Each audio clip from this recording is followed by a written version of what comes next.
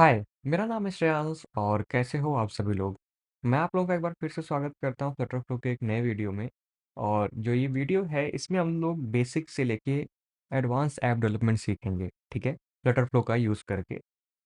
तो सीआरएम वाला जो हमारा वीडियो था इससे पहले वाला वो तो कंप्लीट हो चुका है, जिसका फ्रंट एंड डिज़ाइन है, बस उसका बैक एंड बचा हुआ है। तो किसी दिन मैं उसको कंप्लीट कर दूँगा, ठीक है? और हो सकता है कि जो ये वाली वीडियो है, मतलब जो आप वीडियो देख रहे हो फिलहाल में, ये वाली जो वीडियो है, ये कंबाइंड वीडियो हो सकती है और काफ़ी टाइम लग सकता है इसको अपलोड करने में। तो परेशान मत होना, फ्यूचर में वीडियोज़ हमारी आती रहेंगी 2 दिन में, 3 दिन में, ठीक है? और इस वीडियो में मैं आप लोग को सबसे ज़्यादा बेसिक चीज़ें बताऊँगा कि किस तरह से हम लोग ऐप डेवलपमेंट करते हैं। मतलब इनिशियल स्टेज क्या होता है ऐप डेवलपमेंट का? जैसे आपके दिमाग में अगर कोई आइडिया आया है, तो उसे कैसे आप डेवलप कर सकते हो एक ऐप में, ठीक है? ये सारी चीज़ें डेवलप डिस्कस करेंगे और हो सकता है कि एक रिन्यू वीडियो भी रहे। जो लोग मेरे चैनल पे बहुत पहले से हो सकता है उनके लिए थोड़ा-सा रिन्यू वीडियो लगे। थोड़ा-सा पार्ट आई थिंक फर्स्ट या सेकंड पार्ट उनको रिन्यू लगे, लेकिन उसके बाद का जो पार्ट रहेगा वो रिन्यूड नहीं रहेगा, वो बिल्कुल नया रहेगा, ठीक है? तो चलिए वीडियो को शुरू करते हैं और वीडियो को शुरू करने से पहले हमेशा की तरह आप लोगों से रिक्वेस्ट है कि प्लीज़ जो भी क्वेश्चन हुआ करे आप लोग पूछा करो। हो सकता है कि मैं 10-15 मिनट लेट रिप्लाई करूँ, लेकिन मैं रिप्लाई करता हूँ, ठीक है? चलिए वीडियो को शुरू करते हैं। पहले हम लोग आपके आइडिया के ऊपर काम करेंगे, ठीक है? कि मतलब किस तरह से आपका आइडिया जो है, वो इम्प्लीमेंट कर सकें ऐप के ऊपर। तो उसको करने के लिए हमें थोड़ी-सी चीज़ें करनी पड़ती, थोड़ी-सी रिसर्च करनी पड़ती है, तो उसी चीज़ को मैं बताऊँगा यहाँ पे कि किस तरह से उस रिसर्च को आप लोग कर सकते हो और क्या-क्या चीज़ें रख सकते हो रिसर्च में, ठीक? तो मैं यहाँ पे रख लेता हूँ, पहला सबसे पहला जो हमारा रहेगा, ये रहेगा हमारा रिसर्च का। मतलब यहाँ पे आइडिया है हमारे पास, ठीक है? आइडिया है। अब इस आइडिया के ऊपर हमें क्या करना है, रिसर्च करना है। अब रिसर्च में क्या करना है, वो मैं आपको बताता हूँ। रिसर्च मतलब आप समझते हो ना कि मतलब जैसे तलाशी, ठीक है? रिसर्च कर रहे हो आप उसके बारे में कि मतलब जो आपका आइडिया है, वो कितना अच्छा है। उसके ऊपर कितने लोग पहले से बना रहे हैं, काम कर रहे हैं या उसकी मार्केट वैल्यू कितनी है, ठीक है? नहीं तो ऐसा होता है ना कि अगर आपके आइडिया का मार्केट वैल्यू नहीं है, ठीक है? तो हो सकता है कि जो आप ऐप बना रहे हो मेहनत करके, वो फ़ेल हो जाए। समझे? इसलिए रिसर्च करना किसी भी ऐप को बनाने से पहले वो बहुत ज़्यादा ज़रूरी होता है। अगर आप नॉर्मल चीज़ भी देखो, अगर आप कहीं जा रहे हो, जैसे आप अपना रूम शिफ्ट किए हो, राइट? अगर उस एरिया के बारे में आपको थोड़ी-सी भी नॉलेज नहीं है, तो आपको बहुत सारी दिक्कतें हो सकती हैं। तो इसी तरह जैसे आपका ऐप मार्केट में आता है, उससे पहले आपको कई सारी रिसर्च करने पड़ते हैं कि मार्केट साइज़ क्या है।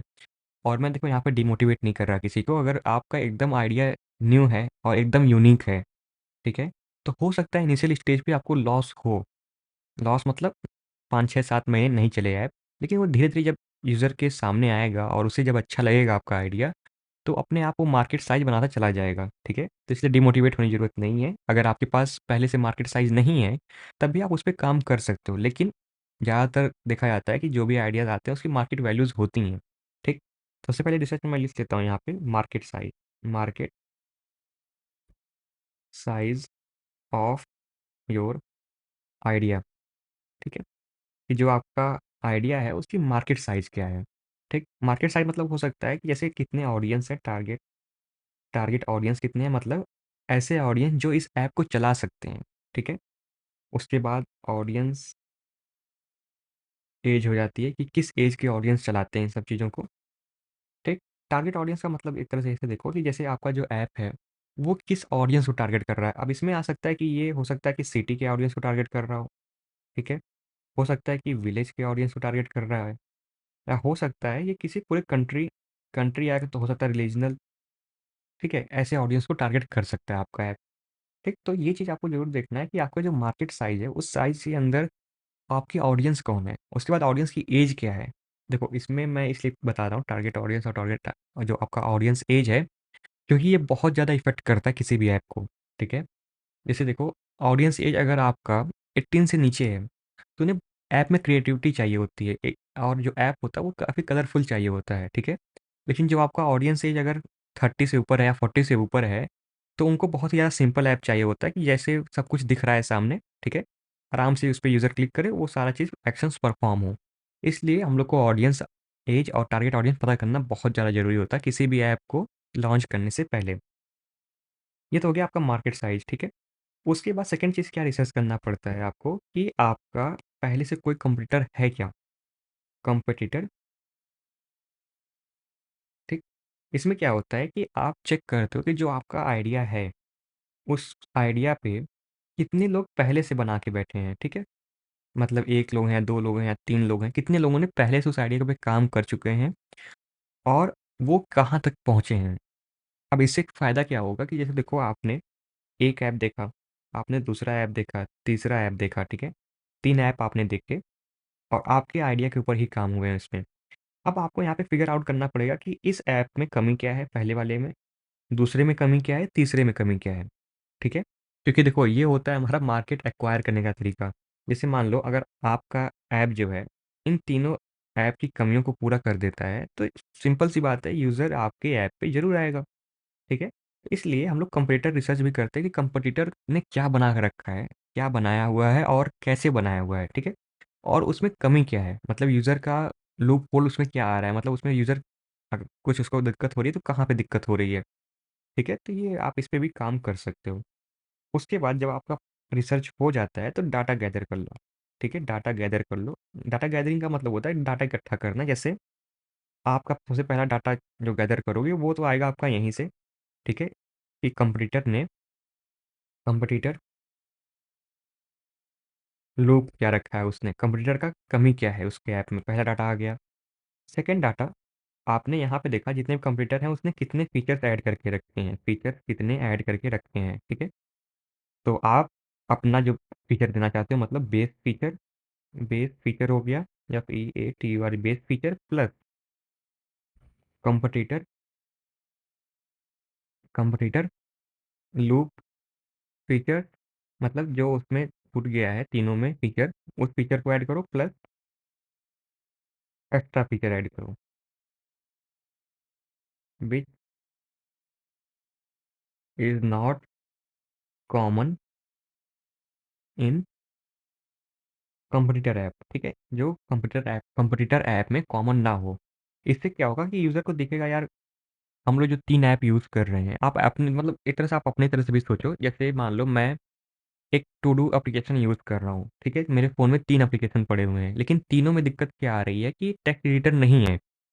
तो जब मैं ऐप बनाऊँगा तो मैं उसमें टेक्स्ट एडिटर डाल दूँगा जिससे कि यूज़र का जो प्रॉब्लम है वो सॉल्व हो जाए, ठीक है? तो ऑब्वियसली यूज़र मेरे पे आएगा, मेरे ऐप पे आएगा। तो इसी तरह होता है कि जैसे आप बेस फीचर रखो, देन कंपटीटर का चेक करो कि उसका लूप फीचर क्या है, मतलब उसने कौन से फीचर मिस किए हुए हैं, प्लस आप एक्स्ट्रा फीचर दो उसे, ठीक है? जिससे कि आपका ऐप जो है काफ़ी यूज़र एक्सपीरियंस बढ़ जाएगा और काफ़ी यूज़र उस पे आएँगे भी।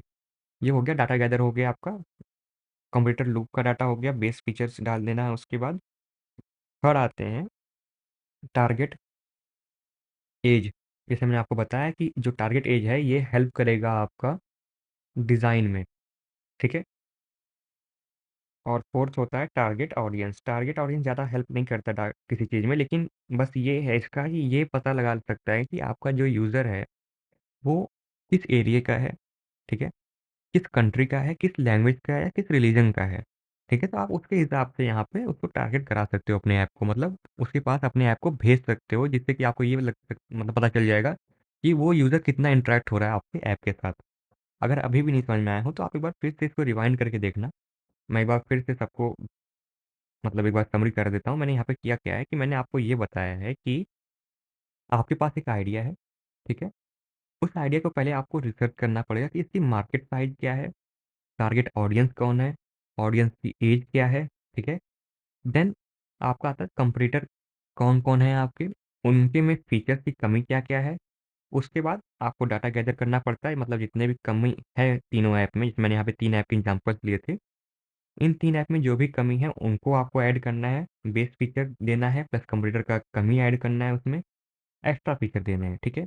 उसके बाद आपको टारगेट एज का भी डाटा गैदर करना है कि जिससे आपका डिज़ाइनिंग में हेल्प हो सके, ठीक है?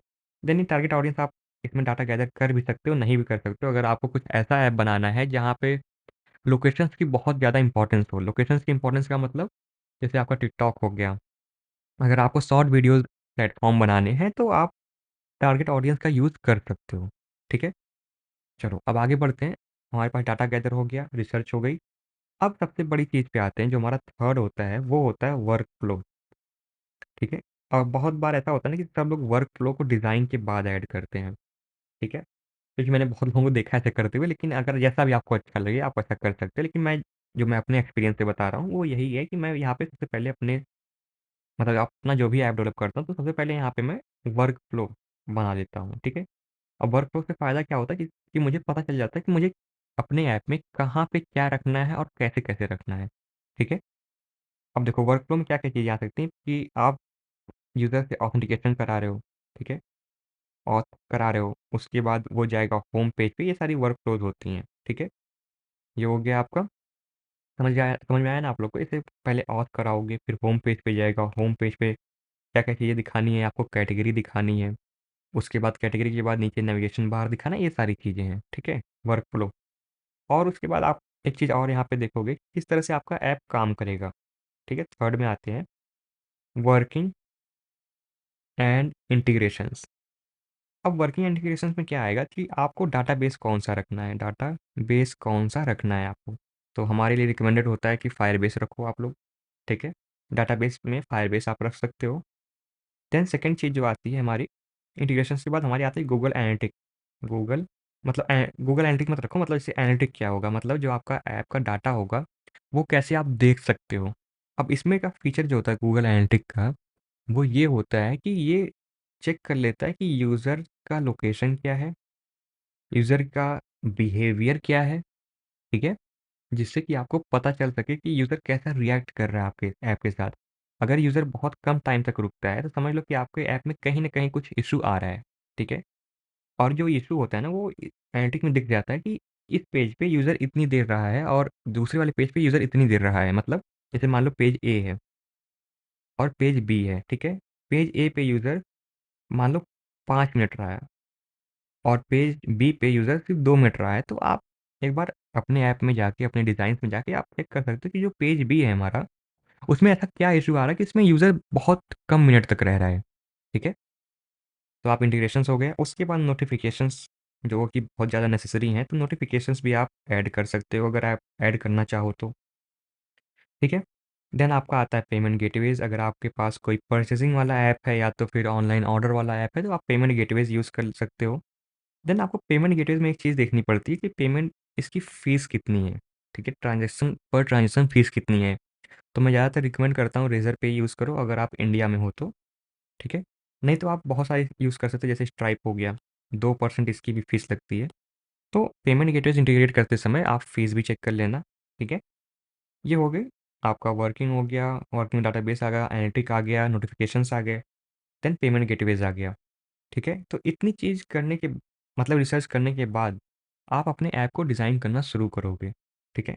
अब आते हैं डिज़ाइन में। तो डिज़ाइन में क्या करना है कि आपको हमेशा एक चीज़ याद रखना है कि आपका जो डिज़ाइन है ना, जो भी आप डिज़ाइन कर रहे हो, जैसे मान लो अगर आपने टू डू ऐप ही डिज़ाइन किया है, तो जो आपका डिज़ाइन हो, वो बहुत ही ज़्यादा क्लीन और सिंपल हो, ठीक है? आपको अपने ऐप को बहुत ही ज़्यादा कॉम्प्लेक्स करने की ज़रूरत नहीं है। यूज़र उसको एक बार देखे और समझ जाए कि ऐप कैसे चलाना है, ठीक है? नहीं तो यूज़र का एक्सपीरियंस बहुत ख़राब हो जाएगा और हो सकता है कि वो आपके ऐप को दोबारा इंस्टॉल करे ही ना। आप अपनी तरफ से भी सोचो इस चीज़ को, जैसे आपने कोई ऐप देखा, जहाँ पे आपको खुद समझ नहीं आ रहा कि यार ये ऐप काम कैसे करेगा, डिज़ाइन की वजह से। मतलब इतनी कॉम्प्लेक्स डिज़ाइन बना दी है उसने कि समझ में नहीं आ रहा। तो ऐसा कभी मत करना, हमेशा जो आपका ऐप हो, वो हमेशा क्लीन और सिंपल रखना कि यूज़र एक बार आए आपके ऐप पे और वो काम कर ले, ठीक है? समझ में आया डिज़ाइन कैसे करना है आपको? और ध्यान रखना डिज़ाइन भले ही खराब हो जाए, मतलब खराब भी नहीं, बट भले ही नॉर्मल रहे, लेकिन जो आपका यूज़र एक्सपीरियंस है, यूज़र कैसे इंटरैक्ट कर रहा है आपके ऐप के साथ, वो अच्छा रहना चाहिए, ठीक है? तभी आपका जो ऐप है वो बहुत ही ज़्यादा सक्सेस होगा, नहीं तो ऑब्वियस है यूज़र उस पे नहीं आएँगे, ठीक है? चलो आगे बढ़ते हैं। अब आपका डिज़ाइन भी हो गया, अब आपको चूज़ करना है कि आपको किस प्लेटफ़ॉर्म पे काम करना है। अगर आप नॉन टेक्निकल बंदे हो, तो नॉन टेक्निकल के लिए क्या कर सकते हो, आपके पास नो कोड ऐप बिल्डर्स भी आते हैं, ठीक है? नो कोड ऐप बिल्डर्स होते हैं, अगर आप नॉन टेक्निकल बंदे हो। या तो आप एक काम कर सकते हो, आप किसी कंपनी को दे दो कि हमारा जो ऐप है उसे आप बना दो, ठीक है? लेकिन अगर आपके पास उतनी ज़्यादा फंडिंग नहीं है, आपके पास उतना ज़्यादा पैसा नहीं है, तो आप no code app builders try कर सकते हो, जिसमें आप सबसे पहले में जो यूज़ करते हैं और जो मैं हमेशा रिकमेंड करता हूँ, वो है आपका फ्लटर फ्लो। अब इसका फीचर क्या है, मैं आगे बताता हूँ। सेकंड है आपका बबल। ये बबल जो है, ये आपका सिर्फ़ वेब ऐप के लिए है। ठीक है? जो इस फ्यूचर में मैं इसका वीडियो लाऊँगा वेब ऐप का भी, तो बबल जो है वो आपका वेब ऐप के लिए है, फ्लटर आपका वेब के लिए भी है, ऐप के लिए भी है और उसके बाद आईओएस के लिए भी है, ठीक है? तो आप इसमें क्रिएट कर सकते हो। अब आते हैं हम लोग फ्लटर फ्लो के ऊपर और फ्लटर फ्लो का ये वाला जो पार्ट है, हो सकता है कि बहुत लोगों के लिए रिन्यू पार्ट हो, लेकिन अगर आप नए हो, तो आप इस पार्ट को ज़रूर देखना है क्योंकि मैं इस पार्ट में फ्लटर फ्लो के बारे में सब कुछ बताऊँगा, किस तरह से इसका यूज़ करते हैं, कैसा फीचर क्या-क्या है, प्राइसिंग क्या है, डॉक्यूमेंटेशंस कैसे देखना है, ये सारी चीज़ें, ठीक है? सबसे पहले जो आपका फ्लटर फ्लो है, वो एक तरह से लो कोड और नो कोड ऐप बिल्डर है। अब मैं 2 चीज़ बोल रहा हूँ, अब ध्यान देना, नो कोड और लो कोड। इसमें अंतर क्या होता है? लो कोड का मतलब होता है कि आपको कई सारी चीज़ें विज़ुअल डेवलपमेंट कर लेते हो, ठीक है? विज़ुअल डेवलपमेंट करते हो, मतलब जैसे देखो आप नीचे यहाँ पे, ये ड्रैग एंड ड्रॉप करके डेवलपमेंट कर रहा है, ठीक है? लेकिन लो कोड में एक चीज़ और होता है कि आप कस्टम कोड भी कर लेते हो, ठीक? जैसे कस्टम कोड का मैं आपको एग्ज़ाम्पल दिखा देता हूँ। ये देखो आप कस्टम कोड कर रहे हो, मतलब आपको एक तरह से विज़ुअल डिज़ाइन भी कर रहे हो और साथ-साथ में आपने कस्टम कोड भी रखा हुआ है। आप कोड भी लिख रहे हो, तो इसलिए बोलते हैं लो कोड, ठीक? अब नो कोड मैं इसलिए बोल रहा हूँ क्योंकि आपको अगर आपके ऐप में बहुत ज़्यादा एडवांस फीचर नहीं चाहिए, तो आप सीधे ड्रैग एंड ड्रॉप करके ऐप को कंप्लीट कर सकते हो, ठीक? तो मैं बोलता हूँ कि फ्लटर फ्लो जो है आपका, वो एक तरह से लो कोड और नो कोड ऐप बिल्डर है। ऐप बिल्डर नहीं मतलब बिल्डर है, ठीक है? ऐप बिल्डर मैं किस इसलिए नहीं बोल रहा, क्योंकि इसमें वेब भी डिज़ाइन होता है, हमारा इसमें सॉफ्टवेयर भी डिज़ाइन होते हैं जो कि विंडोज़ पे भी चलते हैं, मैक ओएस पे भी चलते हैं। तो एक तरह से फ्लटर फ्लो जो है आपका, वो एक हाइब्रिड डेवलपमेंट प्लेटफ़ॉर्म है, जो ब्राउज़र के ऊपर चलता है, जिसमें आप ड्रैग एंड ड्रॉप करके ऐप बना सकते हो, ठीक है? समझ में आया फ्लटर फ्लो क्या है? और फ्लटर फ्लो काम कैसे करता है? जैसे देखो आप यहाँ पे वीडियो में देख पा रहे होगे कि सिर्फ़ हम लोग ड्रैग एंड ड्रॉप कर रहे हैं, राइट? देखो जैसे यहाँ पे एलेक्स ने यहाँ पे ड्रैग एंड ड्रॉप किया, ये देखो एंड्रयू ने यहाँ पे ड्रैग एंड ड्रॉप किया, ठीक? बस आपको ऐसे ही ड्रैग एंड ड्रॉप करना है, जैसे आपने पेंट यूज़ किया होगा ना बचपन में, बिल्कुल वैसे ही है, ठीक है? जैसे आपने फिग्मा यूज़ किया होगा, बिल्कुल वैसे ही है, बस आपको उठा के एलिमेंट्स को रखना है कैनवास में और जो इसका कोड होगा, वो पीछे जनरेट हो जाएगा, ठीक?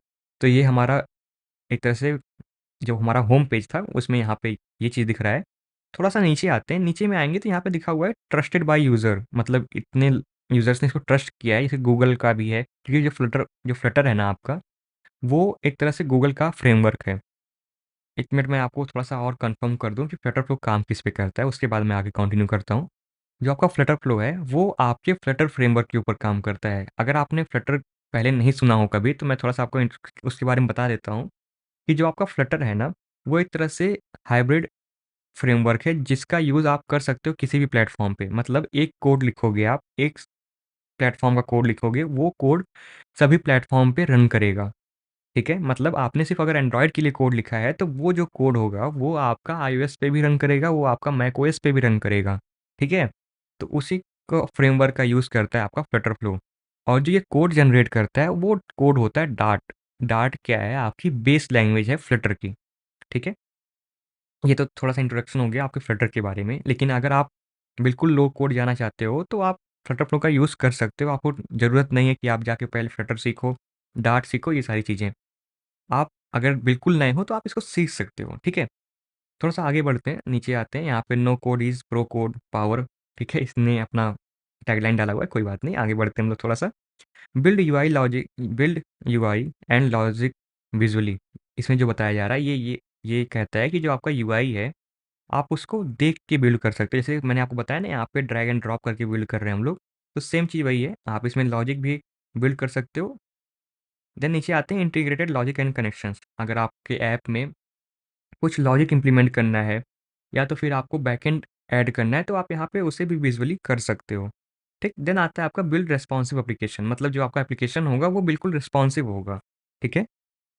अगर आप चाहते हो कि आपका जो ऐप है, वो सिर्फ़ ऐप फ़ोन पे दिखे, तो आप फ़ोन का भी साइज़ डिज़ाइन कर सकते हो। अगर आप चाहते हो कि सिर्फ़ वेब पे दिखे, तो वेब का भी साइज़ डिज़ाइन कर सकते हो आप, एक ही डिज़ाइन में। देखिए जैसे यहाँ पे अभी देखो इन्होंने ये चेंज करेंगे, साइड में देखना आप ध्यान से। ये देखो डिज़ाइनर्स ने इसको चेंज किया आईफ़ोन प्रो पे, ठीक है? तो ये जो साइज़ है इसकी वो चेंज हो गई। तो इस तरह से आपका जो फ्लटर फ्लो है वो रेस्पॉन्सिव डिज़ाइन भी देता है, ठीक? अब नीचे आते हैं थोड़ा-सा कस्टमाइज़ एवरीथिंग। जो मुझे सबसे प्यारा फीचर लगा फ्लटर फ्लो का वो यही है कि आप जो है फ्लटर फ्लो के अंदर किसी भी चीज़ को कस्टमाइज़ कर सकते हो। इसमें कोई वेंडर लॉकिंग नहीं है, मतलब वेंडर लॉकिंग का मतलब होता है जैसे कई बिल्डर्स क्या करते हैं कि कोड को लॉक कर देते हैं कि आप अगर इस चीज़ को चेंज कर दिए तो आपका कोड जो है वो रिवर्ट हो जाएगा या तो वो कोड काम नहीं करेगा, ठीक? लेकिन आपका जो फ्लटर फ्लो है वो ऐसा कुछ भी नहीं करता, आप इसके कोड को एक्सपोर्ट भी कर सकते हो और साथ-साथ में आप इसमें चेंजेस भी कर सकते हो, ठीक है? साइड में देखते हैं यहाँ पे हैंडल कॉम्प्लेक्स लॉजिक विजुअली, मतलब आपके ऐप में अगर कई सारे कॉम्प्लेक्स लॉजिक लगे हुए हैं तो आप उसे विजुअली डिज़ाइन कर सकते हो, ठीक है? अनलिमिटेड कोड पॉसिबिलिटीज़, इसमें कोई रिस्ट्रिक्शंस नहीं है कि आप इतना ही कोड सिर्फ ऐड करो, आप इसमें अनलिमिटेड कोड ऐड कर सकते हो। देन लोकलाइज़ेशन आता है, लोकलाइज़ेशन का मतलब होता है कि आपका जो ट्रांसलेशन होता है ना, अगर आप कोड लिख के कर रहे हो तो बहुत हार्ड होगा, लेकिन यहाँ पे क्या किया है कि सिर्फ जो ट्रांसलेट करना है अपने ऐप को, वो सीधे आप ट्रांसलेट कर सकते हो, ठीक है? गूगल ट्रांसलेट इसमें यूज़ होता है। देन नीचे आते हैं, बिल्ड वन्स डिप्लॉय एवरीवेयर, मतलब आपको एक बार बिल्ड करना है, आप उसे कहीं पे भी डिप्लॉय कर सकते हो, चाहे आपका फ़ोन हो, आईपैड हो या तो फिर आपका मतलब वेब हो, ठीक? अब थोड़ा-सा आगे बढ़ते हैं, नीचे आते हैं, यहाँ पे कुछ कस्टमर्स हैं और ये थोड़ा-सा डेमो है। आप अगर देखना चाह रहे हो फ्लटर फ्लो में कैसे ऐप डेवलप होते हैं या तो फिर किस तरह से कैसे-कैसे ऐप डेवलप हुए हैं, तो आप यहाँ पे डेमो पे क्लिक करके देख सकते हो, ठीक है? नीचे आते हैं और नीचे अभी कुछ है नहीं, थोड़ा-सा अब चलते हैं ऊपर। अब आते हैं सिर्फ़ फीचर्स में, ठीक है? तो फीचर्स में हम लोग इसका देखेंगे कि फीचर्स में सबसे पहला जो फीचर आता है, वो ये है आपका एनिमेशन का। आपके ऐप में देखो जैसे तरह यहाँ पे लोडिंग का दिख रहा है आपको, तो अगर आपको इस तरह से एनिमेशंस ऐड करने हैं, तो इसमें एक फीचर होता है फ्लटर फ्लो में, जहाँ पे आप एनिमेशंस ऐड कर सकते हो, ठीक है? देन आता है पुश नोटिफ़िकेशंस, अगर आपके यूज़र को कुछ नोटिफ़िकेशन भेजना है, तो आप फ्लटर फ्लो में आके नोटिफ़िकेशंस भी पुश कर सकते हो। देन आपका जो थर्ड फीचर है, वो आपका है लाइट एंड डार्क मोड का, मतलब अगर आपको चेंज करना है अपने ऐप को लाइट और डार्क मोड में, तो आप सिंपल एक सिंगल क्लिक पे एक एक्शन बना के चेंज कर सकते हो। देन आता है चैट एंड ग्रुप चैट। अगर आपके पास कोई एक ऐसा एप्लीकेशन बनाना चाह रहे हो जहाँ पे आपको चैट और ग्रुप चैट की ज़रूरत है, तो आप इस फीचर को इम्प्लीमेंट कर सकते हो, ठीक है? देन आता है आपका बिल्ड कोलैबोरेटली, मतलब आप अगर टीम के साथ काम कर रहे हो, तो एक के साथ कई सारे यूज़र्स इसमें काम कर सकते हैं, ठीक है? मतलब कमेंट कर सकते हैं, शेयर कर सकते हैं प्रोजेक्ट का लिंक। टीम्स मोड है, मतलब 2-3 लोग एक ही पेज पे काम कर सकते हैं। देन आता है वर्ज़न कंट्रोल, जो कि सबसे ज़्यादा अच्छा फीचर है वर्ज़न कंट्रोल। इसमें ये होता है कि आप जब भी कुछ डिज़ाइन करते हो तो उसका 10 मिनट बाद वो सेव कर लेगा, ठीक है?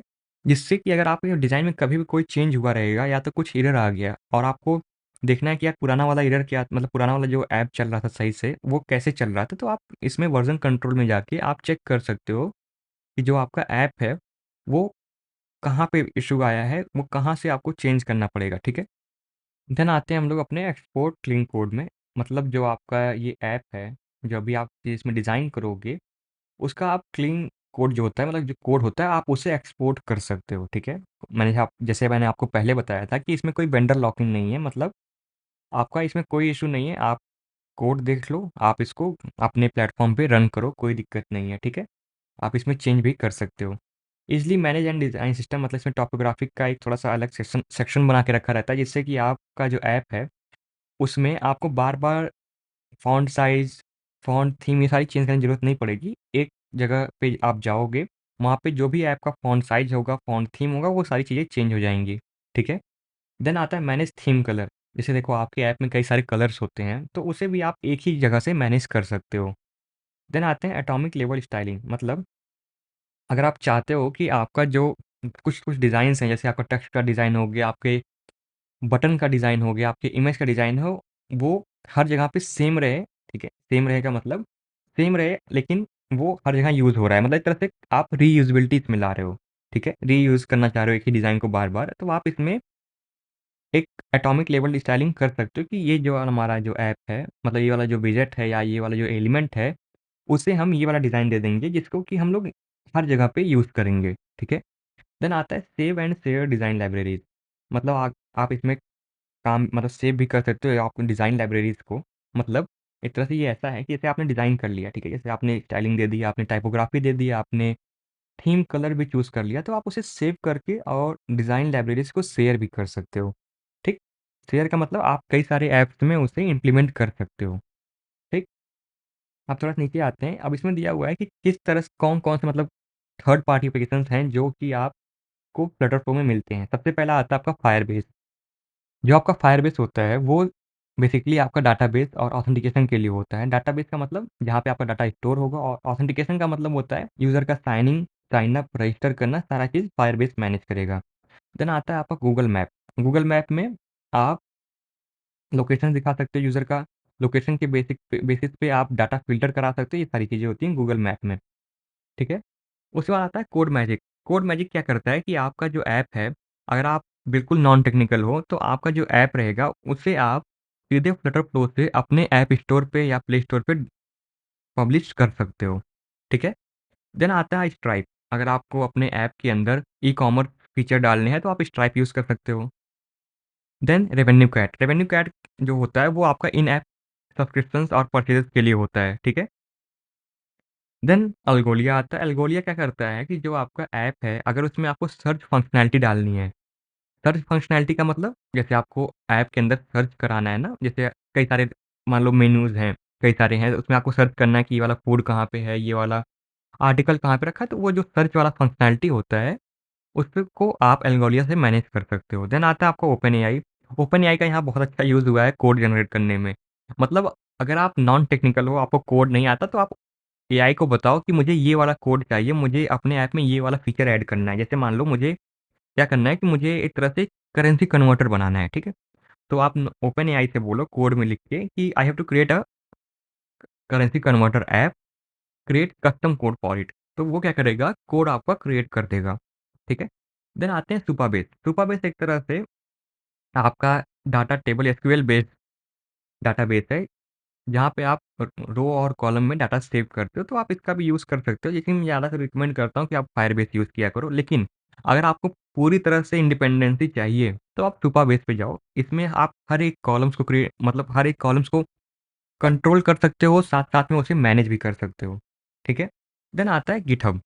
अब गिटहब का सबसे बड़ा यूज़ यहाँ पे इसलिए होता है कि जो भी आप कोड लिखते हो ना, उसे आप अपने रिपॉज़िटरी में सेव कर सकते हो। जिससे कि फ्यूचर में अगर आपको कोई ज़रूरत पड़े कोड का, तो आपको बार-बार फ्लटर फ्लो पे आने की ज़रूरत ना पड़े, आप सीधे वहाँ से जाके कोड डाउनलोड करके उसमें चेंज कर सकते हो, ठीक है?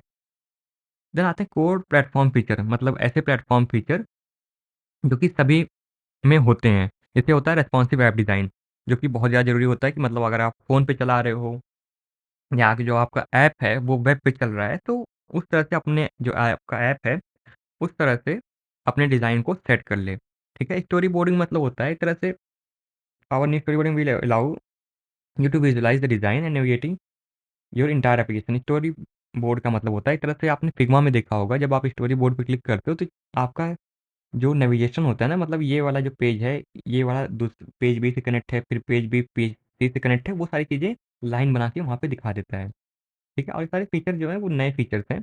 देन आता है आपका वेब डेवलपमेंट, मतलब अगर आपको वेब डेवलप करना है, वेब ऐप डेवलप करना है, तो आप फ्लटर फ्लो पे उसे कर सकते हो। देन है आपका रेज़र पे। रेज़र पे मतलब आप अब इंडियन पेमेंट गेटवेज़ का यूज़ कर सकते हो अगर आपको एक ई-कॉमर्स ऐप बनाना है तो। देन आपका है सुपाबेस ऑथ। आप सुपाबेस के अंदर ऑथेंटिकेशन भी कर सकते हो, जिस तरह से आप फायरबेस में ऑथेंटिकेशन करते थे। एडिट मल्टीपल विजेट साइमल्टेनियसली, मतलब आप मल्टीपल विजेट्स को मल्टीपल एलिमेंट्स को एक साथ एडिट कर सकते हो सेलेक्ट ऑल करके, ठीक है? जिससे क्या होगा कि आपका टाइम भी बचेगा और रीयूज़बिलिटी जिसको बोलते हैं वो भी ज़्यादा रहेगी इसमें। Then drag and drop builder, जैसे मैंने आपको शुरू-शुरू में दिखाया था कि आप ड्रैग एंड ड्रॉप करके ऐप को डेवलप कर सकते हो। देन प्री डिज़ाइन टेम्पलेट्स भी होते हैं यहाँ पे, मतलब कुछ टेम्पलेट्स होते हैं जो कि पहले से डिज़ाइंड होते हैं, आप सिर्फ़ उसको अपने ऐप में इम्प्लीमेंट कर लोगे, वो चीज़ काम करना शुरू कर देगा। Run and test your app, जो कि सबसे इम्पोर्टेंट फीचर होता है किसी भी प्लेटफ़ॉर्म के लिए, कि आप जो अपना ऐप बना रहे हो, उसे रन करके चेक कर लो कि वो चल रहा है या नहीं चल रहा है। देन आता है आपका Firebase content manager. Firebase content manager क्या करता है कि अगर आपको ऐप में कुछ चेंज करना है, मतलब सॉरी ऐप कह रहा हूँ, मतलब डाटाबेस में कुछ चेंज करना है, तो आप विज़ुअली चेंज कर सकते हो उसको, ठीक? देन कमेंटिंग इन प्रोजेक्ट, मतलब आपके प्रोजेक्ट में अगर 5-6 लोग काम कर रहे हैं, तो वहाँ पे आप एट द रेट लिख करके कमेंट करवा सकते हो कि ये चीज़ जो है, वो किसका है और बी वाली चीज़ किसकी है, मतलब एक तरह से आप कमेंट कर सकते हो, ऐसे समझो, ठीक है? देन आते हैं development and team feature. Development और टीम फीचर में क्या है, आप इम्पोर्ट एपीआई डेफिनेशंस, मतलब आप स्वैगर या ओपन एपीआई डेफिनेशंस को डायरेक्टली इंपोर्ट कर सकते हो फ्लटरफ्लो के प्रोजेक्ट के अंदर, जिससे क्या होगा कि आपको कई सारे एपीआईज़ को बार-बार लिखना नहीं पड़ेगा, ठीक? रियल टाइम कोलैबोरेशन भी आ गया है, मतलब आप रियल टाइम एक से ज़्यादा यूज़र के साथ काम कर सकते हो। देन आपका आता है स्टेट मैनेजमेंट। स्टेट मैनेजमेंट जो होता है वो किसी भी ऐप के लिए सबसे ज़्यादा क्रूशियल चीज़ होती है। इसलिए जो आपका फ्लटर फ्लो है उसमें स्टेट मैनेजमेंट भी इंटीग्रेट किया हुआ है, जिससे कि आप यूज़र का स्टेट मैनेज कर सकते हो। मतलब कि वो लॉग्ड इन है या नहीं है, या तो फिर आपको कुछ कैचे में सेव कराना है तो आप ऐसे सेव करा सकते हो। देन आपका आता है फायरबेस इंटीग्रेशन, जैसे जैसे मैंने आपको बता दिया था कि आप इसमें फायरबेस इंटीग्रेट कर सकते हो। देन कस्टम विजेट है। कस्टम विजेट मतलब आपको अगर खुद से विजेट बनाना है कोई जो कि फ्लटर फ्लो में नहीं है, तो आप खुद से कोड करके विजेट बना सकते हो। देन कस्टम फंक्शंस आते हैं, कुछ फंक्शंस ऐसे होते हैं जो फ्लटर फ्लो में नहीं है अभी, तो आप उसे कस्टम कोड कर सकते हो। ठीक है? ये सारी चीज़ें हैं जो मैंने आपको पहले बता दिया था। अब आते हैं इसके प्राइसिंग पे। प्राइसिंग में जो है वो बहुत ही ज़्यादा नॉर्मल प्राइसिंग है, क्योंकि बबल तो बहुत ज़्यादा महँगा है, लेकिन जो हमारा फ्लटर फ्लो है वो काफ़ी कम प्राइसिंग पे है। ठीक है?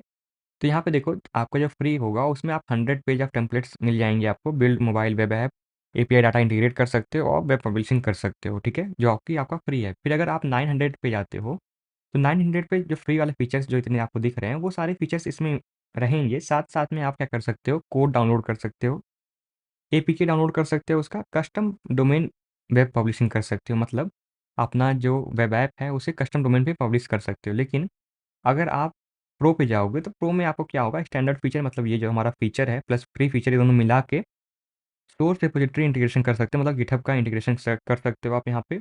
वन क्लिक लोकलाइजेशन भी कर सकते हो। मतलब अगर आपके ऐप को कई सारे भाषा में यूजर्स देख रहे हैं तो आप कई सारे भाषाओं को एक ही बार में इंटीग्रेट कर सकते हो। ठीक है? गिटहब का इंटीग्रेशन कर सकते हो आप। वन क्लिक ऐप डिप्लॉयमेंट कर सकते हो। मतलब आप कोड मैजिक का यूज़ करके फ्लटर फ्लो से ही अपने ऐप को ऐप स्टोर और प्ले स्टोर पे अपलोड कर सकते हो। ठीक है? उसके बाद आपका आता है टीम्स वाला। टीम्स वाला भी सेम है, बस आपको यहाँ पे सीट ऐड करनी रहती है। ठीक? इसमें क्या होता है, प्रो फीचर तो आपके रहते ही हैं, साथ-साथ में रियल टाइम कोलैबोरेशन भी आ जाता है। रियल टाइम कोलैबोरेशन का मतलब एक ऐप के ऊपर कई सारे लोग काम कर सकते हैं। प्रोजेक्ट लेवल एक्सेस कंट्रोल आ जाता है, मतलब ये वाला जो, मतलब मान लो आपके पास 5 प्रोजेक्ट है, तो आप उसमें एक्सेस दे सकते हो कि किस प्रोजेक्ट को कौन-सा टीम मेंबर एक्सेस कर सकता है, ठीक? देन 7 डे ऑडिट लॉग रहता है, मतलब जो भी चेंजेस हुए हैं आपके ऐप के अंदर उसको आप देख सकते हो, ठीक है? सेंट्रलाइज़्ड बिलिंग रहता है, मतलब एक बंदे को बिल करना रहेगा, बाकी सारे लोग यूज़ करते रहेंगे उसको, ठीक है?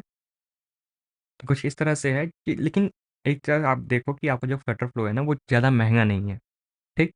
अगर आप सीखना चाह रहे हो तो आप शुरू-शुरू में फ्री में डिज़ाइन कर लो पूरा ऐप, उसके बाद अगर आपको एक्सपोर्ट करना है तो फिर आप प्रो वर्ज़न लेके आप नॉर्मली एक्सपोर्ट कर सकते हो।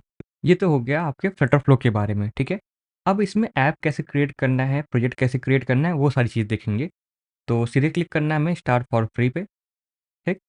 यहाँ पे अगर आप पहली बार साइन इन कर रहे हो तो आपको यहाँ पे अपना अकाउंट क्रिएट करना पड़ेगा, जो कि आप गूगल से कर सकते हो और माइक्रोसॉफ्ट से कर सकते हो, चाहे तो आप अपना ईमेल भी यूज़ कर सकते हो, ठीक है? यहाँ पे सीधे आपको क्लिक करना है क्रिएट अकाउंट पे, तो आपका जो अकाउंट होगा वो क्रिएट हो जाएगा, ठीक? अगर आपके पास पहले से कोई अकाउंट है, तो आप यहाँ पे सीधे लॉगिन पे क्लिक करके उस अकाउंट में लॉगिन हो सकते हो, ठीक है? अब मेरे पास पहले से अकाउंट था लॉग्ड इन, तो मैं यहाँ पे आता हूँ, तो जैसे ही आप लॉग्ड इन हो जाओगे, वैसे ही आपको ये चीज़ दिखेगा, ठीक? अगर आपके पास कोई प्रोजेक्ट नहीं है, तो जैसे मेरे पास कोई प्रोजेक्ट नहीं है अभी फ़िलहाल में इस टैग के अंदर, तो यहाँ पे मुझे कोई प्रोजेक्ट नहीं दिखा रहा है, लेकिन अगर आपके पास प्रोजेक्ट होंगे, तो कुछ इस तरह से दिखाएगा आपको, ठीक है? तो करना क्या है, सिंपली आपको यहाँ पे क्रिएट न्यू पे क्लिक करना है, तो जो भी आपका प्रोजेक्ट होगा वो क्रिएट हो जाएगा। लेकिन उससे पहले यहाँ पे साइड में कई सारी चीज़ें दिख रही हैं, उसको हम लोग देख लेते हैं क्या-क्या है। सबसे पहले हमारे पास प्रोजेक्ट है, जहाँ पे आपको कई सारे प्रोजेक्ट्स दिखाई देंगे। उसके बाद आता है आपका माय ऑर्गनाइजेशन। माय ऑर्गनाइजेशन का मतलब होता है कि अगर आपके पास टीम्स हैं, तो आप टीम को कैसे इम्प्लीमेंट कर सकते हो इसमें। जैसे टीम कोड लाइब्रेरी शेयर कर सकते हो, ठीक है? जो भी कस्टम कोड होगा सब यहाँ पे लाइब्रेरीज़ में पड़े रहेंगे। टीम मीडिया एसेट्स शेयर कर सकते हो कि अगर आपके टीम के पास कई सारे मीडियाज़ हैं जिनको आप हर प्रोजेक्ट में यूज़ करना चाहते हो, तो आप यहाँ पे उसे ऐड कर सकते हो, ठीक है? और टीम डिज़ाइन लाइब्रेरी, जैसे मैंने आपको बताया कि आपको टाइपोग्राफी हो गया, थीम हो गया, ये सारी चीज़ अगर आपको सभी ऐप्स के अंदर शेयर करनी है, या तो सिलेक्टिव ऐप के अंदर शेयर करनी है। सिलेक्टिव ऐप का मतलब आप चाहते हो कि 10 ऐप में ना हो, 5 ऐप में हो, 2 ऐप में हो, तो आप उसको कस्टम तरह से उसमें इम्प्लीमेंट कर सकते हो, ठीक? देन आता है आपका टीम एपीआई लाइब्रेरी, मतलब यहाँ पे अपना एपीआई लाइब्रेरी क्रिएट कर सकते हो, जिसमें कि आप डायरेक्ट यहाँ पे जो भी एपीआई रखोगे वो हर प्रोजेक्ट के अंदर चली जाएगी, आप उसको वहाँ से यूज़ कर सकते हो, ठीक है? देन आता है आपका मार्केट प्लेस। अगर आपको कुछ प्री बिल्ड टेम्पलेट्स परचेज़ करने हैं या प्री बिल्ड कोड परचेज़ करना है, तो आप यहाँ से मार्केट प्लेस से परचेज़ कर सकते हो, ठीक है? अब इसमें आते हैं प्रोजेक्ट में और यहाँ पे क्लिक करके क्रिएट करते हैं प्रोजेक्ट। प्रोजेक्ट का नाम रखेंगे, जैसे मान लो अगर आप नए-नए हो तो अभी मैं आपको यहाँ पे लिख देता हूँ टेस्ट प्रोजेक्ट फॉर लर्निंग, ठीक है? यहाँ पे हम करते हैं क्रिएट ब्लैंक पे क्लिक, ठीक है? जो आपका प्रोजेक्ट हो गया था वो क्रिएट हो गया है। अब यहाँ पे आएगा वेलकम टू फ्लटर फ्लो, ये थोड़ा-सा आपको इंट्रोडक्शन देगा। यहाँ पे आप नेक्स्ट करोगे तो ये बताएगा कि कैसे-कैसे ऐप क्रिएट करना है और अपना जो ट्यूटोरियल है टूर ऑफ फ्लटर फ्लो, वो चीज़ आपको यहाँ पे दिख जाएगी। आप सीधे करो स्टार्ट बिल्डिंग, ठीक है? आप स्टार्ट बिल्डिंग करोगे तो जो आपका ऐप है, वो यहाँ पे इस तरह से दिख जाएगा। तो आप यहाँ पे अपने जो ऐप होंगे, उसे आप डिज़ाइन कर सकते हो। अब इसमें आपको कई सारे चीज़ दिख रही होंगी, तो एक-एक करके सारी चीज़ बताता हूँ। सबसे पहले आप ऊपर देखोगे, यहाँ जो आपका हेडर है, उसमें कई सारे टूल्स दिए हुए हैं, वो क्या-क्या हैं? सबसे पहले तो आप यहाँ पे अगर क्लिक करते हो, तो आप सीधे होम पेज पे चले जाओगे, ठीक है? आप अगर यहाँ पे थोड़ा-सा हॉवर करोगे माउस को, तो यहाँ पे आपको प्रोजेक्ट का नाम दिखेगा, प्रोजेक्ट का आईडी दिखेगा। उसके बाद फ्लटरफ्लो कौन से वर्ज़न में है और कब रिलीज़ हुआ था, वो चीज़ आपको यहाँ पे दिखेगी और साथ-साथ में आप देखोगे जो आपका फ्लटर फ्रेमवर्क है ना, उसका भी वर्ज़न यहाँ पे दिख रहा है आपको, ठीक है? देन यहाँ पे क्लिक करते हैं, ये आपका हेल्प मेन्यू है। यहाँ पे आप डॉक्यूमेंट्स सर्च कर सकते हो, फ्लटरफ्लो कम्युनिटी जॉइन कर सकते हो, फीडबैक दे सकते हो, बग रिपोर्ट है, ट्यूटोरियल्स है, एफएक्यूज़ एंड डॉक्स हैं और व्हाट्स न्यू और करंट स्टेटस भी देख सकते हो कि आपका जो फ्लटरफ्लो है, उसमें उसका स्टेटस क्या है, मतलब सर्वर डाउन तो नहीं है या तो कुछ एलिमेंट्स काम नहीं कर रहे हैं, इस चीज़ को आप यहाँ पे देख सकते हो। उसके बाद जो आपको ये हाइड चैट है ना, ये वाला जो चैट है आपका, उसे आप यहाँ पे क्लिक करके हाइड करा सकते हो। तो यहाँ पे अगर मैं क्लिक कर दूँ हाइड चैट तो ये हाइड हो जाएगा, ठीक है? देन यहाँ पे आते हैं, ये कीबोर्ड का शॉर्टकट्स हैं। अगर आप कीबोर्ड शॉर्टकट यूज़ करना जानते हो और चाहते हो कि शॉर्टकट से ही सारा काम हो जाए, तो आप यहाँ पे शॉर्टकट का यूज़ कर सकते हो, ठीक है? देन यहाँ पे सर्च करना है, अगर आपको फ्लटर फ्लो के अंदर ही सर्च कराना है, तो आप यहाँ पे सर्च कर सकते हो, जैसे आपको कंटेनर यूज़ करना है, ठीक है? सॉरी कंटेनर कह रहा हूँ, मतलब ऐसे मान लो आपको यहाँ पे डुप्लिकेट करना है इसी पेज को, तो डुप्लिकेट कर सकते हो यहाँ से, डुप्लिकेट पेज, डुप्लिकेट विजेट, ठीक? देन यहाँ पे आता है आपका रेस्पॉन्सिव साइज़, मतलब ये आपका फ़ोन का है। अगर आप इस पे क्लिक करते हो और आपको यहाँ पे दिखेगा कई सारे फ़ोन्स आपको यहाँ पे मिल जाएँगे और अगर मैं आईफ़ोन 14 प्रो पे क्लिक करता हूँ, तो उसका साइज़ एडजस्ट कर लेगा। आईफ़ोन 14 प्रो के साइज़ के हिसाब से प्रो मैक्स में कर लेगा, ठीक है? तो आप यहाँ पे साइज़ेस चेंज चेंज कर सकते हो अपने फ़ोन के, जो आपका ये डिवाइस दिख रहा है, उसकी साइज़ चेंज हो जाएगी यहाँ से। देन ये जो आपका है, उसके बगल में ये है टैबलेट, ठीक है? जो भी आपकी टैबलेट की साइज़ेज़ होती हैं, सब यहाँ पे आ जाएँगी, जैसे आपका आईपैड प्रो है। उसके बाद नीचे आप देखोगे यहाँ पे आपका है डिवाइस ओरिएंटेशन। डिवाइस ओरिएंटेशन मतलब आपका जो डिवाइस है वो पोर्ट्रेट है या लैंडस्केप है, वो भी चीज़ आप यहाँ से एडजस्ट कर सकते हो, ठीक? देन आता है आपका पीसी। इसका हम लोग यूज़ तब करते हैं जब हम लोग को कोई वेब ऐप डिज़ाइन करना रहता है, ठीक?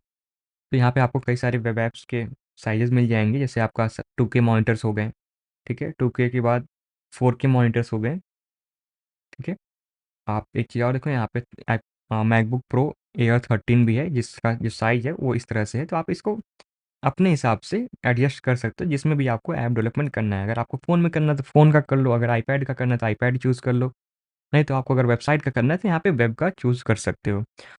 और इससे बाद भी आपको एक फ़ीचर मिलता है, यहाँ पे जब क्लिक करोगे आप, तो यहाँ पे अपने हिसाब से साइज़ और विड्थ दे सकते हो, ठीक है? जैसे मान लो मैं अगर 900 रख दूँ और विड्थ कर दूँ 800, तो ये आपका अपने आप साइज़िंग हो जाएगी इसकी। मैं 800 करता हूँ इसको, 800 इंटू 800 करता हूँ, ये देखो आपका साइज़ अपने आप इसने एडजस्ट कर लिया है, ठीक है?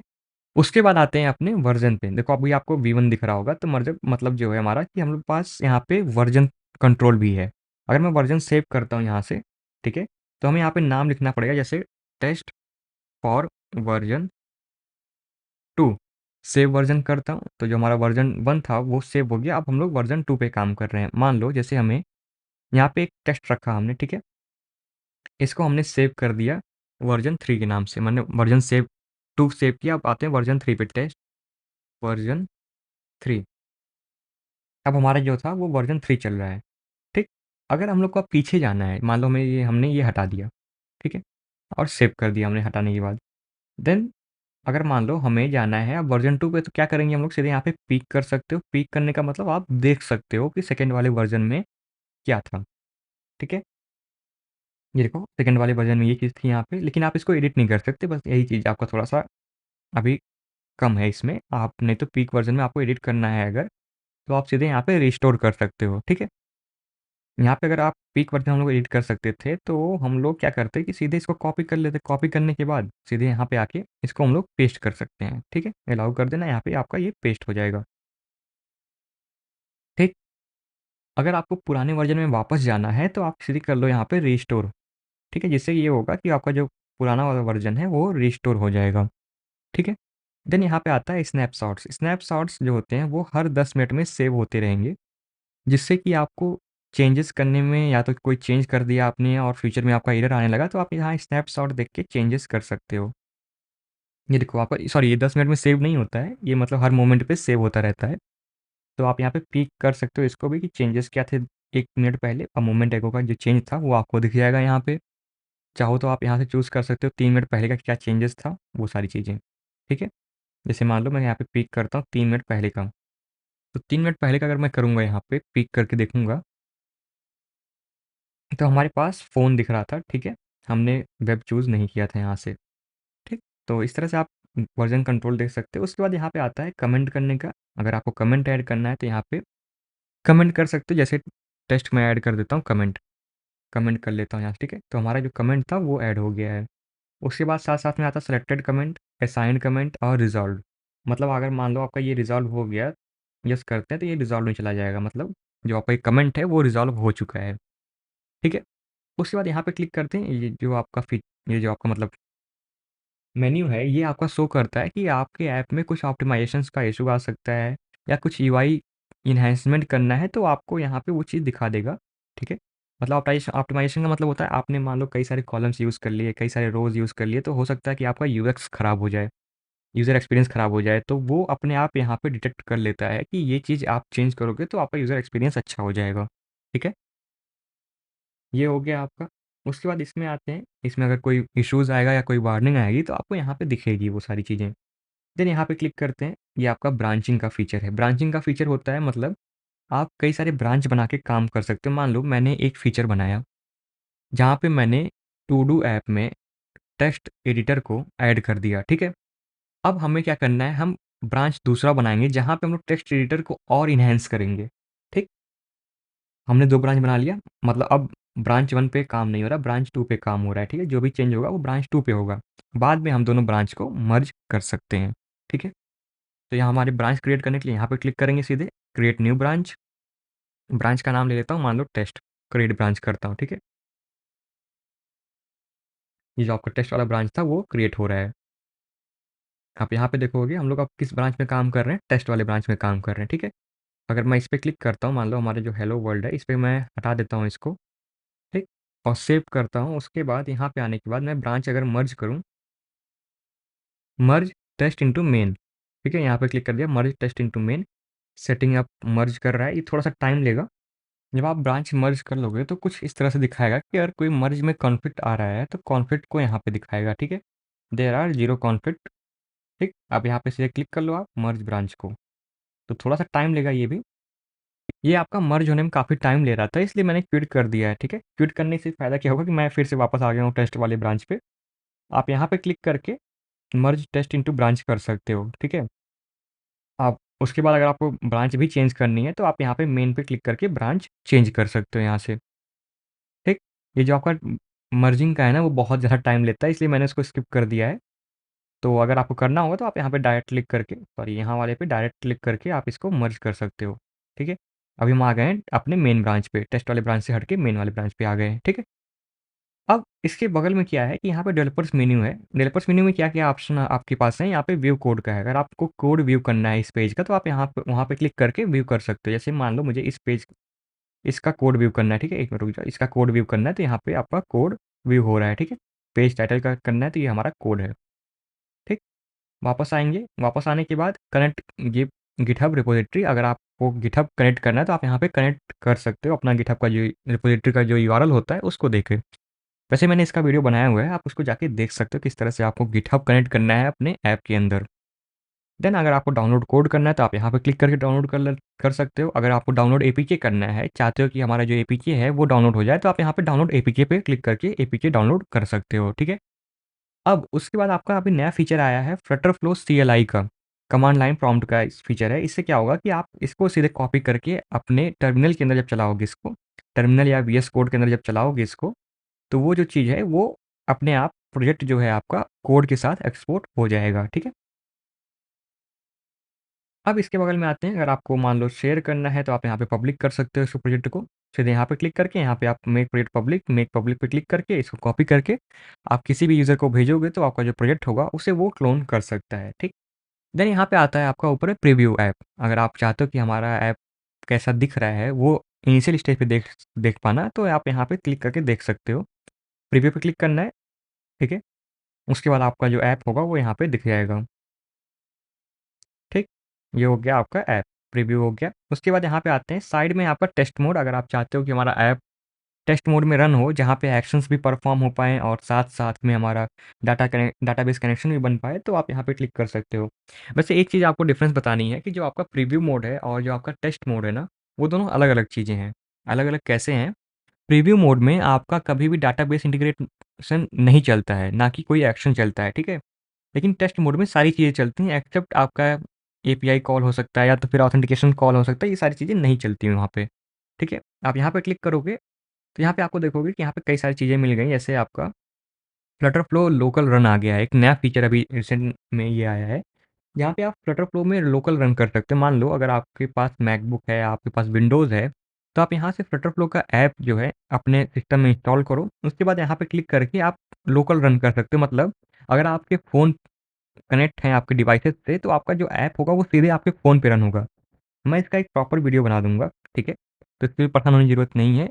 आप अभी फ़िलहाल के लिए इतना देखो कि इसमें फ्लटरफ्लो लोकल रन करता क्या है, ठीक है? देन यहाँ पे प्रोजेक्ट वर्ज़न रन करना है, मतलब अगर प्रोजेक्ट में कई सारे वर्ज़न्स हैं तो आप उसको वर्ज़न में रन कर सकते हो, ठीक?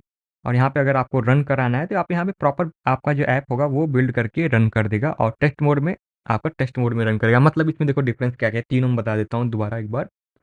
ये जो आपका प्रीव्यू मोड है, उसमें बैकएंड कनेक्शंस नहीं बनते, उसमें एक्शंस परफ़ॉर्म नहीं होते, उसमें मतलब कोई भी ऐसा फंक्शंस परफ़ॉर्म नहीं हो पाते हैं। लेकिन जो आपका टेस्ट मोड है, उसमें क्या होता है, हमारे पास 30 मिनट का टेस्ट मोड ऑन होता है, जिसमें हमारा बैकएंड परफ़ॉर्म होगा, एक्शंस परफ़ॉर्म होंगे, लोकलाइज़ेशंस परफ़ॉर्म होंगे, सारी चीज़ें परफ़ॉर्म होंगी except API call. I think API call होता है, बट जहाँ तक मैंने देखा एपीआई कॉल होता नहीं सही से, तो एपीआई कॉल हो सकता है परफ़ॉर्म ना हो पाए, ठीक है? लेकिन जो आपका रन मोड है ना, वो एक तरह से पूरे ऐप को बिल्ड कर देता है, ठीक है? देन आप वो परफ़ॉर्म कराता है वेब के ऊपर। उससे क्या होता है कि जितने भी आपके एपीआई कॉल्स हो गए, चाहे आपके लोकल रन करा कस्टम कोड हो, कस्टम वेट हो, सारी चीज़ वहाँ पे वो परफ़ॉर्म होगी, ठीक? लेकिन अब जब से ये फ्लटरफ्लो का लोकल रन आया है, तब से आप इसको अपने फ़ोन में भी रन कर सकते हो, लेकिन मैं इसका प्रॉपर एक वीडियो बनाऊँगा क्योंकि काफ़ी टाइम लगेगा इसका वीडियो बनाने में मेरे को, ठीक है? तो ये जो ऊपर वाला जो चीज़ था, आपका हेडर था, वो क्लियर हो गया ना आप लोग को? ठीक है। अब थोड़ा-सा आगे बढ़ते हैं। अब साइड में आते हैं, हमारा जो लेफ्ट साइड में है सबसे ज़्यादा नीचे, जहाँ पे बिल्ड और कनेक्ट लिखा हुआ है, इसमें आते हैं। इसमें क्या-क्या चीज़ें दी हुई हैं, इसमें कुछ मेन्यूज़ दिए हुए हैं, जहाँ पे आपको आइकॉन दिखेगा विज़िट नाम से। उसके बाद आपका ये है विज़िट ट्री, देन है आपका पेजेज़ का और है स्टोरी बोर्ड का, ठीक है? तो बिल्ड में क्या है कि जितने भी आप यूआई एलिमेंट्स यूज़ करोगे, जितने भी आपका डिज़ाइन्स के लिए यूज़ होगा, वो सारी चीज़ें इस चारों में हैं, ठीक है? यहाँ पे आप क्लिक करोगे तो आपके जितने भी एलिमेंट्स हैं, आपको ड्रैग एंड ड्रॉप करने वाले सारी चीज़ें यहाँ पे मिल जाएँगी। उसके बाद आप यहाँ पे क्लिक करोगे तो आपका विजेट ट्री दिखेगा। विजेट ट्री मतलब जो इस वाला पेज है उसमें क्या-क्या चीज़ें इस्तेमाल हुई हैं और कैसे-कैसे इस्तेमाल हुई हैं वो चीज़ दिखेंगी, ठीक? जैसे आपका ऐप बार के अंदर टेक्स्ट इस्तेमाल हुआ है वो चीज़ आपको ऐसे दिखेगी ट्री फॉर्म में। ट्री मतलब होता है कि मतलब पैरेंट, चाइल्ड, चिल्ड्रन फिर उसके सब चाइल्ड, उसके सब चिल्ड्रन ऐसे-ऐसे करके एक ट्री फॉर्म बनता है, ठीक? यहाँ पे क्लिक करते हैं पेज सेलेक्टर में तो जितने भी आपने पेजेज़ बना के रखे होंगे सारे पेजेज़ यहाँ पे आपको दिखेंगे। और यहाँ पे आओगे जब आप, तो ये सारे पेजेज़ दिखेंगे और यहाँ पे साथ-साथ में आपको जो कंपोनेंट्स बनाओगे, वो दिखेंगे। अब देखो कंपोनेंट्स क्या हैं फ्लटर फ्लो में, वो भी एक बार मैं क्लियर कर दूँ। कंपोनेंट्स एक तरह से छोटे एलिमेंट्स हैं, जो कि रीयूज़बिलिटी के लिए यूज़ होते हैं। मतलब आप कंपोनेंट बना दो जैसे लोडिंग स्क्रीन का, तो वो लोडिंग स्क्रीन आप कहीं भी शो करा सकते हो, ठीक है? आपको बार-बार बनाने की ज़रूरत नहीं पड़ेगी। मान लो आपको लोडिंग स्क्रीन डालना है 3 पेज में, ठीक? तो आप 3 पेज में 3 बार लोडिंग लोडिंग स्क्रीन स्क्रीन डाल रहे हो, ठीक है? तो वो जो होगा वो क्या करेगा कि जो आपका एक तरह से जो आपका रैम साइज़ होगा उसको बढ़ा देगा, क्योंकि वो 3 बार बिल्ड होगा, ठीक है? लेकिन अगर आप कस्टम कंपोनेंट बनाए हो, ठीक है? कस्टम कंपोनेंट जब बना लिए हो, तो आप उसको 1 बार बनाए हो, आप उसको 3 जगह पे यूज़ कर रहे हो। आप डिफ़रेंस समझो, 3 बार बनाना और 1 बार बना के 3 जगह यूज़ करना। इससे क्या होगा कि आपका जो रैम साइज़ है, जो आपका बिल्ड साइज़ है, वो भी कम होगा, ठीक है? और साथ-साथ में जो आपका यूएक्स होगा, वो भी बढ़ जाएगा। तो कस्टम कंपोनेंट हम तभी बनाते हैं, जब हम लोग को रीयूज़ेबिलिटी का आता है, मतलब रीयूज़ेबल हम लोग को करना है किसी विजेट को। देन आपका यहाँ पे आता है स्टोरी बोर्ड। स्टोरी बोर्ड में जैसे आपको बताया है कि यहाँ पे अगर आपका कोई एक और पेज रहता है, जैसे मान लो मैं यहाँ पे एक और पेज ऐड कर देता हूँ। वैसे रुक जाओ, पेज नहीं ऐड करता हूँ, नहीं तो आप लोग कन्फ्यूज़ हो जाओगे किस तरह से ऐड किया है मैंने। जैसे मान लो मेरा यहाँ पे एक और पेज होता है, ठीक है? तो यहाँ पे वो कनेक्शन बना देता है कि ये वाला पेज इस वाले पेज में जा रहा है, ठीक? अब नीचे आते हैं कनेक्शंस में। इसमें सारे हमारे बैकएंड हैं, यहाँ पे हमको बैकएंड कनेक्ट करना पड़ेगा। यहाँ पे क्लिक करके आप फायरबेस कनेक्ट कर सकते हो। यहाँ पे सेटिंग्स है फायरबेस की, यहाँ पे फायरबेस की कलेक्शंस मिलेंगी हमें। यहाँ पे क्लिक करके आप कलेक्शंस क्रिएट कर सकते हो, ठीक? अब फायरबेस पे कैसे यूज़ करना है, क्या होता है, वो भी मैं आगे आने वाली सीरीज़ में आपको बताता रहूँगा कि किस तरह से इंटीग्रेट करते हैं, किस तरह से फायरबेस यूज़ करते हैं, फायरबेस क्या होता है, इसकी एक्सटेंशंस क्या-क्या होती हैं, ये सारी चीज़ें, ठीक है? अब इसमें आते हैं, ये हमारा डाटा टाइप हो गया। डाटा टाइप मतलब एक तरह से आप कस्टम डाटा स्कीमास बना सकते हो, ठीक है? जिसका आप यूज़ पेज स्टेट में कर सकते हो, स्टेट मैनेजमेंट के लिए कर सकते हो। डाटा टाइप आएगा, उसके बाद इनम आएगा। इनम जो आपका डाटा टाइप होता है, मैं एक बार क्लिक करके डाटा टाइप बनाता हूँ। जैसे मान लो मैंने टेस्ट बनाया, ठीक? ऐड फ़ील्ड करते हैं यहाँ पे टेस्ट का। डाटा टाइप क्या होगा हमारा? स्ट्रिंग हो गया। तो अब ये जो है, ये ओवरऑल सभी जो हमारे ऐप्स होंगे, जो हम लोग ऐप बना रहे हैं, उसमें ये चीज़ हमारे पास अवेलेबल रहेगा। हम लोग जब मन करे तब इसका यूज़ कर सकते हैं, ठीक है? उसके बाद आता है इनम्स। अगर हम लोग इनम्स क्रिएट करते हैं, तो ये हमारा एक कांस्टेंट वैल्यू क्रिएट कर देगा, ठीक है? जैसे हम लोग यहाँ पे मान लो कांस्टेंट वैल्यू क्रिएट करना चाहते हैं, तो हम लोग इसको क्रिएट कर लेंगे। मान लो टेस्ट क्रिएट कर दिए, तो ये अब क्रिएटेड रहेगा हमारा पूरे ऐप के लिए, ठीक है? उसके बाद आते हैं हम लोग ऐप वैल्यूज़ में। अब इसमें जो हमारा है ऐप स्टेट है और कांस्टेंट है। ये जो हमारा स्टेट मैनेजमेंट होता है, वो यहाँ से कंट्रोल होता है आपके ऐप स्टेट से और कांस्टेंट से। ऐप स्टेट क्या करता है, आपके फ़ोन में एक कैशे सेव कर लेता है, ठीक है? कैशे सेव करने के बाद वो क्या करता है, जब भी आप फ़ोन में ऐप को रन करोगे, तो वो अपने आप उसी कैशे से गेट कर लेगा उस चीज़ को, ठीक? इसके बारे में एडवांस डिस्कस करेंगे, लेकिन अभी नहीं, बाद में। देन आपका आता है एपीआई कॉल्स। यहाँ पे आप एपीआई कॉल्स ऐड कर सकते हो। उसके बाद आपका मीडिया एसेट आते हैं, मतलब जो भी प्रोजेक्ट के अंदर मीडिया यूज़ होंगी, वो आप यहाँ से अपलोड कर सकते हो। देन अगर आपको कस्टम कोड करना, तो आप कस्टम कोड कर लो यहाँ से। उसके बाद यहाँ पे है क्लाउड फंक्शंस। क्लाउड फंक्शंस एक तरह से, अगर आप अपने ऐप के अंदर एआई, एमएल का कुछ परफॉर्मेंस डालना चाह रहे हो, तो आप यहाँ पे डाल सकते हो उस चीज़ को, ठीक? उसके बाद आता है आपका टेस्ट। अगर कुछ टेस्ट करना है, मतलब यूज़र बिहेवियर के ऊपर कुछ टेस्ट रन करने, तो टेस्ट केसेस आप यहाँ से रन कर सकते हो।